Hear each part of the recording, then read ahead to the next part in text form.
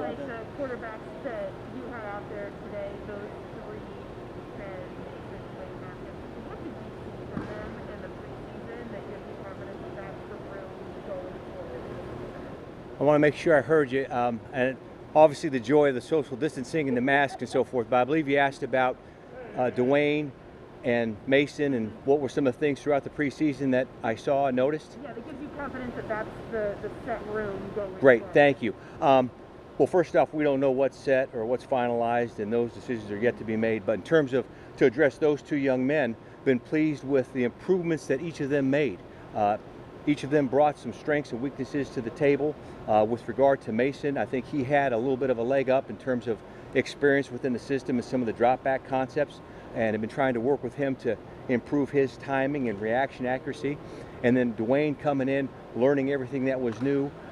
Great arm talent. Want to make sure that he's a guy that has a mobility that can extend plays, but also being able to stay within himself and be comfortable and be relaxed. And so that's just a snapshot of a couple of things that they had done well and wanted them to improve upon, and pleased with the progress that they've made. I'm so sorry. This is good training here to see what who's. Is the idea that you could trust Mason or Dwayne, both of them, in a situation where they had to enter a regular season game? I apologize so bad. Is the idea what again about Dwayne and Mason? So the idea that I got you now. okay, the idea that you could trust Mason or Dwayne in a situation where they had to enter a game right now. Absolutely. I think each of them, as I mentioned before, have their inherent strengths and weaknesses, and that would be on us as coaches to make sure that if they were called upon, and there's not a team in the National Football League that wants their second or third or fourth quarterback to be called upon. So we're knocking on wood that things stay the way that they are right now. But if called upon, we would want to be smart about the things that we ask them to do to play to their strengths and try to minimize and camouflage any of the weaknesses that they have. Both men have worked extremely hard and have put the time in, had a great attitude, so we have great confidence in both of those young men. How do you keep Ben sharp? I mean, he just made the one appearance, played a couple series. How do you keep him still? Yeah, I tell you, he has put in a great amount of time behind the scenes, particularly in the one-on-one meetings that he and I have had, the meetings with the quarterback group, in these walkthroughs and in situations like this. You know, it's pretty impressive. A guy that's 18 years in, 2 Super Bowl wins, future Hall of Famer, that he's getting upset about, well, in a walkthrough, he didn't get the snap point exactly right under center with one of the fast motions. So it's been easy from the standpoint that his attitude has been one in which he knows there are things that are new, things that he wants to master, and he's been focused on that. And so really pleased with the progress he's made. More for Coach Sullivan? This is an offense that has hardly used any play action at all the last couple of years. What are some of the benefits that you're looking forward to getting out of that? And then what are some of the things that make doing that difficult and areas of emphasis that you guys have been working on making sure it goes smoothly? Well, the benefits, I think, first and foremost, are opportunities to make the defense have to defend the entire field. And that seems like a simplistic way of explaining it, but if we can have a complement of the run and the pass game, it certainly creates those shots that everybody talks about down the field. But even just the 4-yard completion, the short catch and long run, now they have to be aware of that. That creates more of your too high type coverages that can help us run the ball. What we're looking for is a sameness and likeness. We have to have runs that marry that and passes that marry the runs and so forth. And I think, you know, the challenge of that is just making sure that we're smart as coaches in terms of matching things up and having some of the versatility of knowing that, yeah, there's certain actions, play actions I'm talking about under center, that are great versus single high or great versus quarters. But guess what? If we get cover 2, you throw the check down, especially to a guy like number 22, that can be a huge gain as well. So we're excited about where that's headed. Mike, how much of being coaching pro quarterbacks is mechanical, and how much of it is kind of mental, game management, game rep kind of stuff? That's an excellent question. I mean, guys at this point have gotten to a point where, you know, even in the spring, don't want to do a whole lot with their throwing motion. It's just trying to coordinate their footwork and the timing, but really in terms of just the awareness and global schemes and things that Coach Tom does a great job getting the guys schooled up and prepared for the opponent, and then just trying to find ways to keep guys centered and balanced. And it's the cliche, but it's true. It's one play at a time, and be at your best when your best is needed.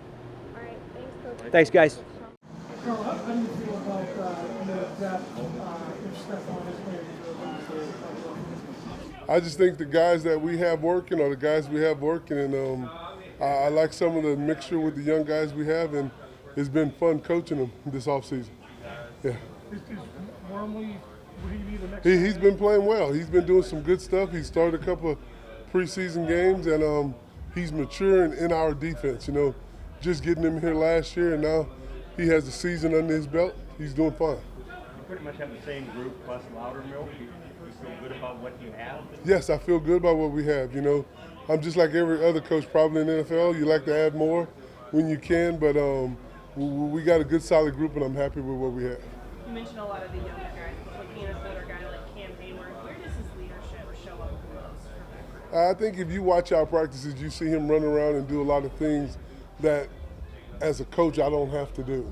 And I think that's the stuff, and the intangible things are the locker room guys that you have that shows the guys how to take care of their bodies when they're off the field. You got a guy who's really settled.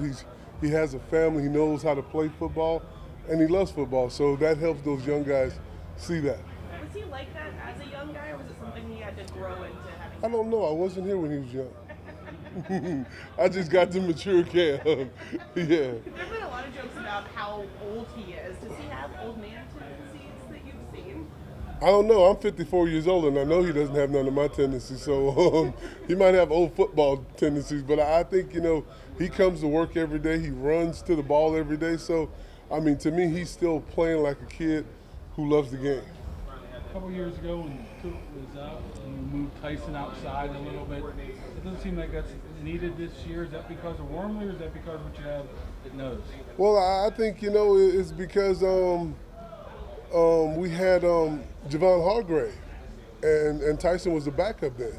Tyson's the starter now, and we'd hired other people to do that job for us, Wormley, and you have Loudermilk, you have Hank Mondu, you have some guys who can go out there and play that 4-eye for us. How much was Chris affected by his injuries last year? He seemed to indicate yesterday that he's much more confident and comfortable this year, having been able to go through an entire camp. Well, I think that goes hand in hand with NFL football. You know, you're never as good as you felt the first day after camp. You know, the first day we all get our nicks and bruises, and he had a couple that kind of hindered him, and he was learning our system, but I think he's done a great job. How much has having an actual preseason benefited your younger guys that were in this situation last year? Well, I think just going into a stadium and having a crowd, that helped them. And I think the thing that helped them last year by not having a preseason, not having fans in the stands, you know, so they didn't get to see those 80,000 people yelling. So it wasn't as adverse as you would think, because no fans in the stands. It was like a medieval 9-on-7 or 7-on-7, you know, if you looked at some of our games. But I just think having those guys getting reps before they play in actual games are great. Talking to a lot of the pass rushers, they always bring you up as sort of the reason why they excelled a lot. Are you some kind of pass rushing whisperer? No. I let guys do what they do. I think my assistant, Denzel Washington, that's what I call him, is Denzel Martin. He does a lot of great things. He's more the whisperer than I am. I think, you know, we collaborate on how we're going to teach these guys, and I think the things we need to teach them, and we try to really dissect our opponent and attack the weaknesses of our opponents. That's what we try to do. That's what I was taught as a player, and I try to use the same mentality as a coach, and I was far less athlete than some of the guys I coach. So, you know, with athleticism they have and some of the things we bring to the table, it all matches pretty well. With Stephon, you just keep in touch with him every day and just... Well, he's in all our meetings, and I mean, he should be out here sometimes, and he doesn't come out here for walkthrough, because I guess he doesn't want to see you guys. But he's in all the meetings and he hangs out, you know. But I see him every day, so but that's awesome. How much does things change with him out? I mean, schematically wise. Nothing with the Pittsburgh Steelers. The standard is the standard. You know, anybody we put on the field, we're gonna ask them to do the same thing we asked Stephon to do. Now maybe they can't do it like Stephon, but we're gonna require the same thing.